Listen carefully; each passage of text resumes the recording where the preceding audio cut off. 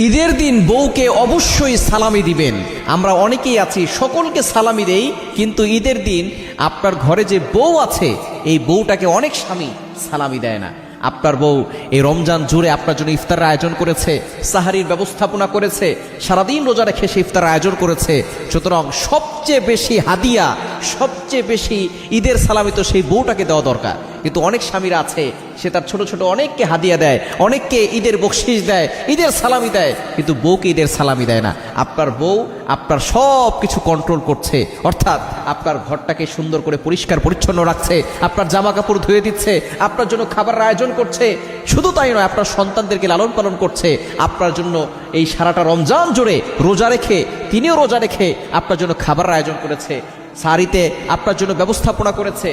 সুতরাং হাদিয়া তো সেই স্ত্রীকে দেওয়া দরকার। কিন্তু আমরা অনেক স্বামী আছি স্ত্রীকে হাদিয়া দেই না, স্ত্রীকে মূল্যায়ন করতে চাই না, স্ত্রীকে সম্মান করতে চাই না। আপনি যদি একটা কাজের লোকও ঘরে রাখতেন, তাহলে সে আপনার এই জামা কাপড় ধুয়ে দেওয়ার জন্য, ঘরটাকে পরিষ্কার পরিচ্ছন্ন রাখার জন্য, সন্তানকে লালন পালন করার জন্য আপনি তাকে মাসে একটা হাদিয়া তাকে দিতেন, একটা সম্মানী তাকে দিতেন, একটা বেতন তাকে দিতেন। কিন্তু আমরা বউকে দিয়ে কত ধরনের কাজ করাই এবং সারাদিন পরে এসে সেই বউটার সাথে কত খারাপ ব্যবহার করি, বাজে আচরণ করি। খবরদার এটা কখনো করবেন না।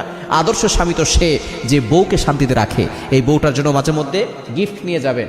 সে যেটা খেতে পছন্দ করে, আইসক্রিম খেতে পছন্দ করে, আইসক্রিম নিয়ে যাবেন। ফুচকা খেতে পছন্দ করে, ফুচকা নিয়ে যাবেন। ঈদের সময় আসলে সবচেয়ে দামি গিফটটা আপনার বউকে দিবেন।